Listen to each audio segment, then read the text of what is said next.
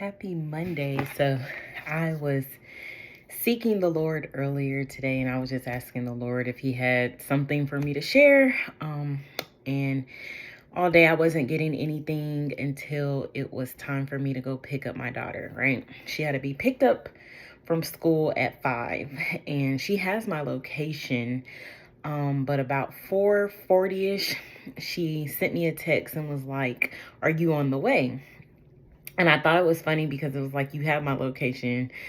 She was just trying to check me to see where I was or why wasn't I on the way if she had to be picked up at 5. So I told her, I wrote back and I was just like, I'm on my way. Don't be trying to clock me. And she was just like, LOL. So I was just sharing that on Facebook as a post or whatever because I thought it was funny. But immediately the Lord gave me a revelation and was like, we do the same thing. So we know that God is always with us. We know his location. He is always with us. Wherever we go, he is there, right? But although my child did not see any movement in my location, she thought that I wasn't on the way. Me knowing, I knew what time I was going to leave the house, like in accordance to me knowing the time, not her, right? The right time.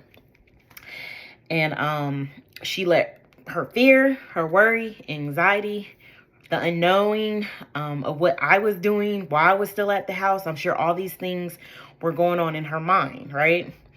And the Lord was just showing me we do the same thing. Like we do the exact same thing when we're worried or waiting for things to come through or forgot to show up in situations. We worry and we have anxiety. We're checking. She was checking my location. She had her hands all in it. So I ended up leaving because I knew it was about time for me to leave anyway. And I ended up getting there 5 minutes early. And homegirl wasn't even outside. That's the other thing. We be so worried about what God is doing, but then do we really be prepared when he brings those things to us? In the process of waiting, there are things that God is trying to do and develop in us. And that's not the time for us to worry. That is not the time for us to fret. That's not the time for us to try to keep tabs on what God is doing in our lives or our situation.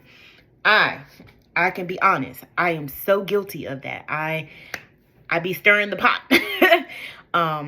Before he gave me the lessons and the nuggets of just how to rest, just how to trust, just how to be still. So I just really wanted to encourage somebody that today to know that just because you don't see God moving doesn't mean that God is moving. I had to get my keys. I had to prepare myself. I had to go to the bathroom. All those things matter when we're waiting on God to move in our situations and in our lives. But then when we're on the other end and we don't see anything, we get distracted and all those other things can come into play. But I was on time and I was early and she wasn't outside and I had to wait for her. So imagine what God is saying about us as we're like trying to force him to do things in our lives, in our situations. We're not ready. We're not prepared. And all those things matter. People don't think that they matter, but they do.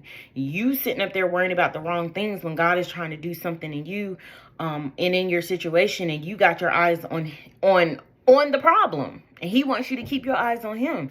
Michaela should know and trust that I'm going to be there. I'm her mom. I'm not going to not pick her up. I'm not going to leave her stranded. God's not going to not be there. God is not going to come through for our situations for us. So that was just also a reminder for me to remember that just because I don't see activity in my situations or my problems, that God is still working. I just don't know his time clock. I don't need to know his time clock. I just need to be doing what he has called me to do in that waiting process. So I hope that encourages somebody, and I hope everybody has a good day.